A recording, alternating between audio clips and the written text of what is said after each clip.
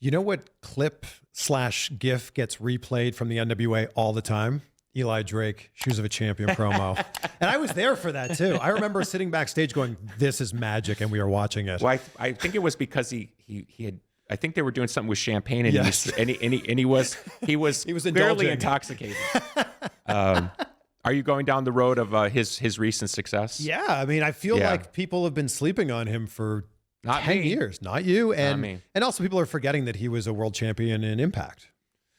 Yes. When I was in the booking office of then TNA, I was certainly one of his biggest fans. I pushed hard to get him more time.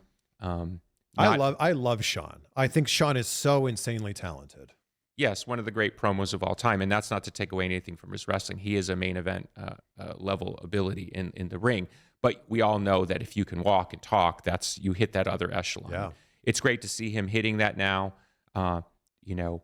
We booked him.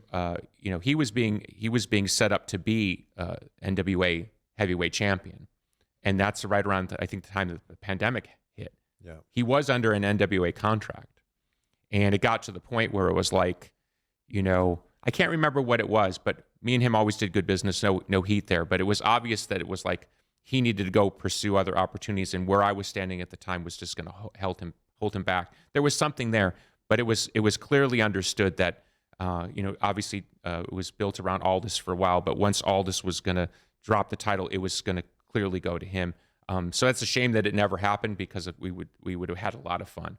Always great to work with him, and somewhere there's a picture of my 50th birthday, and it's me, Aaron Stevens, Eli Drake, EC3, and I can't remember another person from wrestling was there. So I've always gotten on with him, and I'm very happy for him, and he deserves every bit of success that's coming his way, because he's fought and clawed his way to get there. What do you think it is that WWE is not? Why aren't they pulling the trigger on him?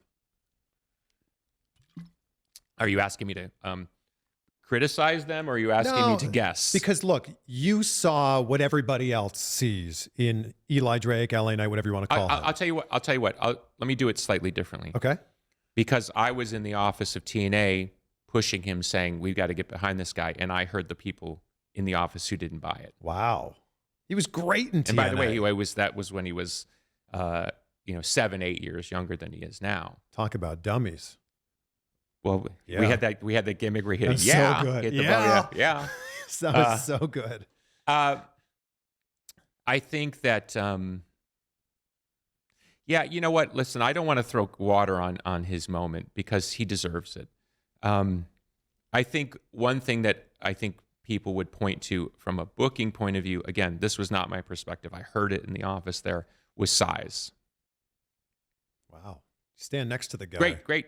It's jacked. Yeah, but when it's hard to explain the dynamics here. For example, I'll put it in the NWA world for a second. Okay. Trevor Murdoch, 6'6", Mike Knox, 6'7", Tyrus, 6'7", 6'8". NWA is very big. Mm-hmm. We're kind of very big with our main event guys.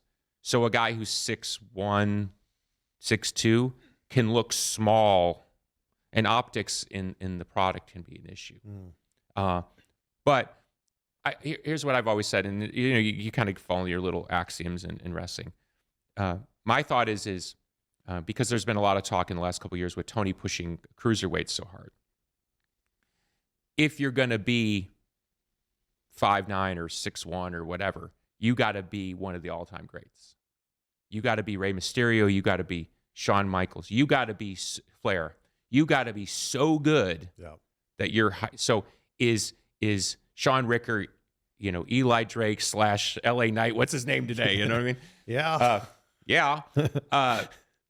Does he have that level of ability? Does he have the moxie? Does he have the charisma? Does he have the promo? Can he wrestle at that level? Yes. I've seen it. I know it. So I would have not an ounce of doubt. But if there are people on that side of the fence who would have their doubts, traditionally, and this is more observational, WWE seems very reluctant to jump in when the crowd gets in behind a guy or a girl. Yes. they tend to kind of really slow walk that process and see how real it is. And there's been several examples of that. And let's be fair about it for the sake of argument. Is there a reason that maybe is there a reason, or may there be a reason that that's good business? Is it, because I'll say sometimes, like, I'm not letting the marks book my promotion. Somebody would say, well, but somebody's hot. The business is there. Maybe there's some other reason that we don't see. Yeah. It might have something to do with destabilizing the locker room, and it might have something to do with, what people always say, Vince makes the decisions. Yeah. He decides. He's God, right? Yeah. He's the character that he played, I'm God, I don't know. Yeah. I would like to be in the position of running $1 billion company and having 50 plus years of data in Vince's brain of what does and doesn't work, to know, okay, yeah, you might think that's good business, but for the bigger business of the WWE, here's why it's bad, and here's why I got to slow walk it. Yeah. When you talk about optics, because if it was that way, Cody would be champion right now. I think it's just a matter of time. Till he's the well, champion. Again, another super talented person that I was an NWA champion, and I got to work with, and I really like him as a person. Same. Yeah. Right. What I'm saying is, if you just went on momentum and T-shirt sales, well, Cody would be your champion. It would be Cody versus LA Knight.